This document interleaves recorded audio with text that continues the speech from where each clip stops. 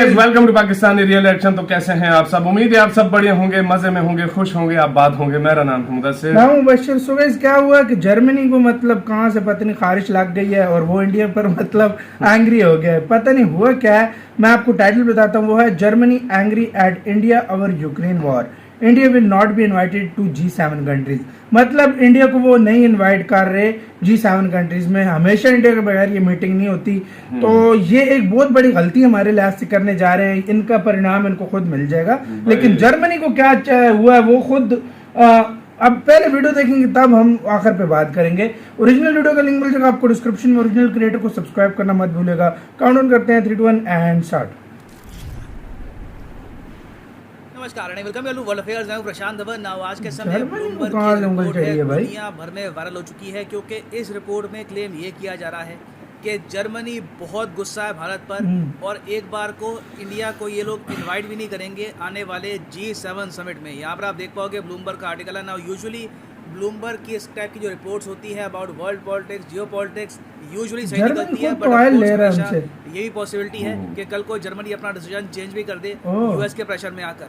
मगर अभी यूएस के प्रेशर लिए करेगा। जर्मनी में जेन्युइन विचार हो रहा है कि इंडिया जो इनके हिसाब से एक सपोर्टर है रशिया का यूक्रेन वॉर में, इंडिया को ऑल टुगेदर G7 समिट में बुलाओ ही ना, क्योंकि इस बार जो G7 समिट है ये होने वाला है जर्मनी में। और जो जर्मनी का ये गुस्सा है भारत के प्रति, इसके पीछे एक बहुत ही बड़ा रीज़न ये भी है कि इंडिया उन गिने चुने कंट्रीज़ में से, एक्चुअली आप अगर सोच कर देखें तो शायद इंडिया अकेला देश है पूरी दुनिया में जिसने यूरोप की जो हिपोक्रेसी है ये दुनिया के सामने एक्सपोज कर दी।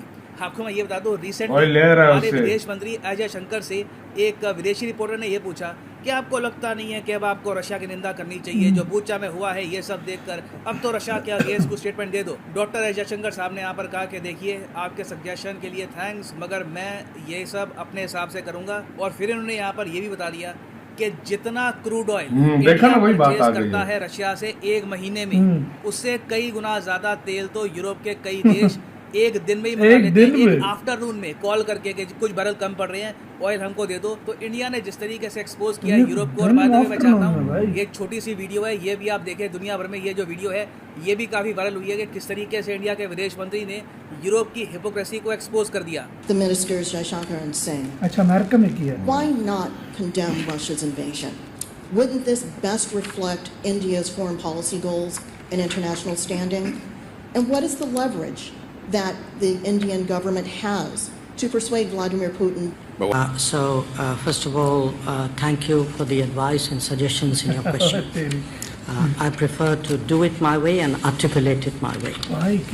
And briefly, what those positions state is that we are against the conflict, we are for dialogue and diplomacy, we are for urgent cessation of violence, and we are prepared to contribute in whatever way to these objectives. I noticed you refer to oil purchases. If you are looking at energy purchases from Russia, I would suggest that your attention should be focused on Europe, which probably we do buy some energy which is necessary for our energy security. But I suspect, looking at the figures, probably our total purchases for the month would be less than what Europe does in an afternoon. हमारी मतलब जो एक महीने की है वो कम है Europe की एक दिन की। क्या बढ़िया आंसर क्या यार, विदेश चुप मंत्री करा ने के कि रखती अगर है। आप बात करें मेन फंडिंग की कि रशिया को फंड कौन कर रहा है इस यूक्रेन वॉर में, तो वो एक्चुअली जो मेन पैसा है वो यूरोप से ही आ रहा है। और हम लोग तो शांति समझौता चाहते हैं, हम चाहते हैं कि ये वॉर जल्दी से जल्दी रुक जाए। ये बात इंडिया ने इतने आर्टिकुलेट तरीके से रखी है। अब देखिए, एक होता है इमरान खान का स्टाइल कि बिल्कुल रायता खिला दो, हम गुलाम नहीं हैं। अजय शंकर साहब ने कितने प्रॉपर तरीके से जो मेन बात है ये सामने रख दी, इंडिया का जो पक्ष है ये भी क्लियर कर दिया।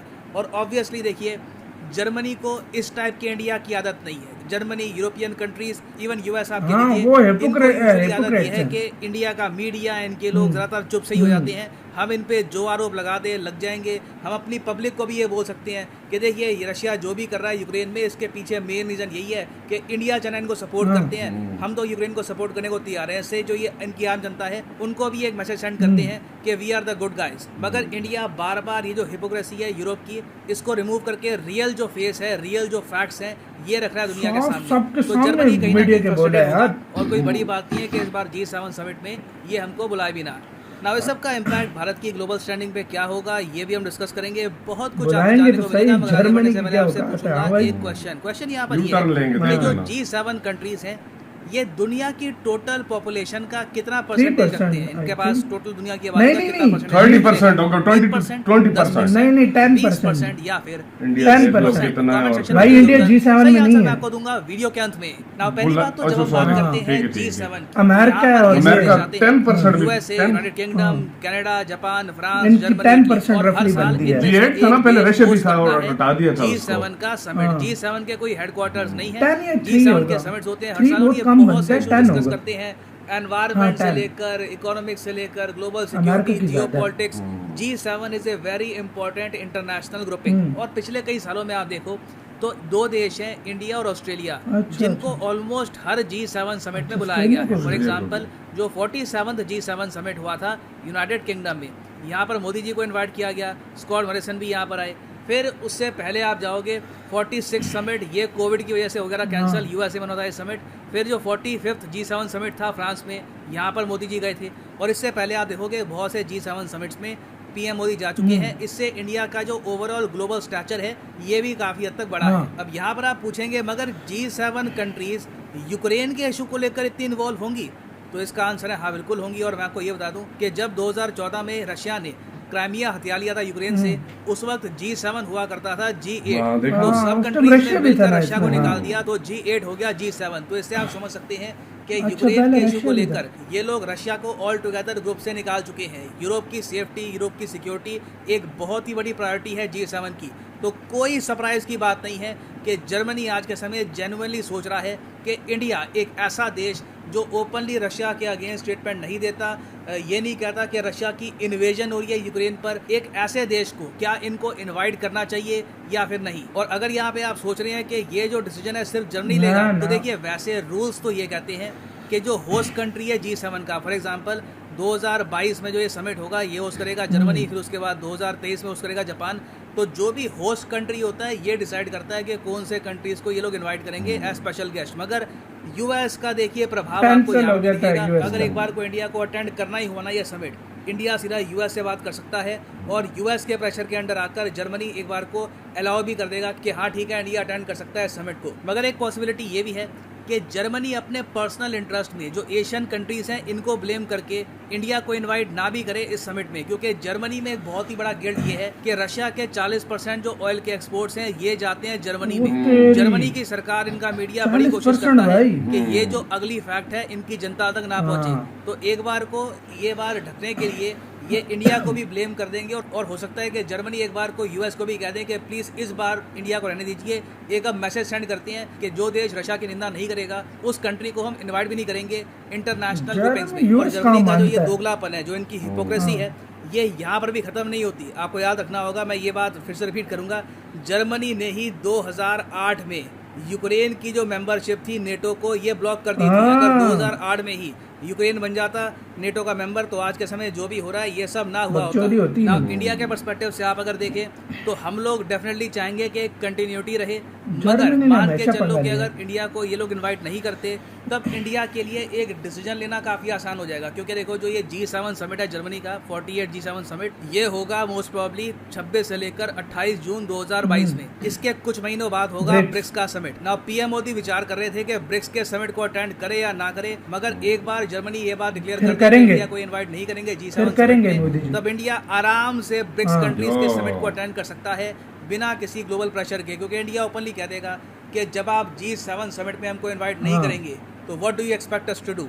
हम लोग न्यूट्रल हैं, एक कंट्री की न्यूट्रलिटी को आप रिस्पेक्ट अगर नहीं कर सकते तो हम आपके कंसर्न्स को फंसे रिस्पेक्ट हुए हैं वो वीडियो और फंसा हुआ है। बन गया है। मैं आपको एक बड़ी बात बताऊं, ये न्यूज़ सबसे पहले मुझे दी थी मेरे कई रशियन मित्रों ने। उन्होंने मुझे मैसेज किया कि देखो इंडिया के साथ अच्छा, ये करने रशियन वाले दोस्तों हैं। ने। एक्चुअली रशिया में भी इस बात को लेकर पैनिक मचा हुआ है कि रशिया को आइसोलेट कर देंगे दुनिया में, कि एक बार को चाइना, इंडिया ये भी इनका साथ छोड़ देंगे। तो रशिया में मेरे कई जो मित्र हैं उन्होंने मैसेज किया कि देखिए हो सकता है कि इंडिया को समिट में ना बुलाएं। तो मैंने सिंपली यहाँ पर ये रिप्लाई किया उसका कि इससे इंडिया की फॉरेन पॉलिसी को कोई ज़्यादा बड़ा इम्पैक्ट आएगा नहीं। इंडिया जिस तरीके से ग्रो कर रहा है वैसे ही ग्रो करेगा। हम अपने इंटरेस्ट के पीछे काम करते हैं। इन ग्लोबल ग्रुपिंग्स का पार्ट बनने से या ना बनने से इंडिया की ग्रोथ स्टोरी पर कोई मेजर इम्पैक्ट नहीं आने वाला। ना वापस आते हैं अपने एमसीक्यू की तरफ। कि जो G7 10%, कंट्रीज इनमें दुनिया की टोटल आबादी का कितना परसेंटेज आपको मिलेगा? तो सही उत्तर इसका है option B is the right answer. देखो मुझे लगा था वो भी जापान और उसकी बहुत ज्यादा है, तो ये 10% बनता है अमेरिका की। अच्छा अब आते हैं यार इसकी तरफ। देखो यार जर्मनी जो कर रहा है वो अपने एक तरह से पाँव पे भाई थोड़ा मार रहा है। वो यू टर्न ले लेगा, वो हमेशा इसी जर्मनी को बोलेगा वहां से अमेरिका के चुप करके बैठ, ये कि तूने मेरे किराए पे तू मैं पानी अच्छा फेंक एक देना। तो मैं बात हाँ। बताऊं, जो भी यार प्रॉब्लम आता है मुझे- ना यूरोप में, ये जर्मनी हमेशा टांग जर्मनी अड़ाता की है, हमेशा पता टांग नहीं अड़ाता क्या है। मसला है, खुद हाँ। 40% ऑयल ले रहा है उनसे। तो फिर वो भी बंद करो, फिर सही खुले आम उनके खिलाफ और हो भाई जाओ। दूसरी बात मुझे मतलब मैं जयशंकर साहब यार मैं कहता हूँ क्या कमाल। मुंह के ऊपर कहते हैं, साल में पहले तो मैं खड़े आपका हुए। थैंक्स करना चाहता हूँ एडवाइस के लिए, हाँ। लेकिन आप ये चीज नोटिस करो, हम अपना मतलब देख लेंगे लेकिन तुम ये नोटिस करो हम जितना महीने में लेते हैं उतना एक आफ्टरनून मतलब एक दोपहर के अंदर वो ले लेता है मतलब यूरोप ले लेता है रशिया से। क्या बात कर दी है भाई। अमेरिकन सारे खड़े हुए साथ रिपोर्टर, मतलब अमेरिका में रहकर उनको ऐसा जवाब दिया कि अमेरिकन भी नाराज हो, उनको भी जवाब मिल गया। यूरोप के जो और मतलब फर्ज करो वो कोई उनके और पास आगे क्वेश्चन ही नहीं था, क्वेश्चन ही भाई, नहीं। क्या कमाल का मैं यार हो कहता रहा हूँ है यार। सबसे बड़ी गलती होगी G7 में इंडिया को ना बुला के। ये अपने मतलब अमेरिका ऐसा नहीं होने देगा, अमेरिका नहीं होने देगा, फ्रांस नहीं होने देगा, जापान नहीं होने देगा। अमेरिका ने जिस वजह से बार बार इंडिया के साथ मीटिंग्स कर रहा है और सब कुछ कर रहा है ना, उनको पता है एक दफा अगर इंडिया हमसे थोड़ा सा अलग हो गया फिर। और जर्मनी 2008 में नेटो में इसको नहीं घुसने दिया था, उसने खुद नहीं घुसने दिया। और देखो और खुद ऊपर अगर वो उस टाइम उसने करने दिया होता ना तो आज ये यूक्रेन का हाल ना हुआ होता। सही बात। आप लोग क्या कहते हो कमेंट सेक्शन में अपनी राय दो। इधर वीडियो खत्म करते हैं। अपना बहुत ज्यादा ख्याल रखना तो यार बाय।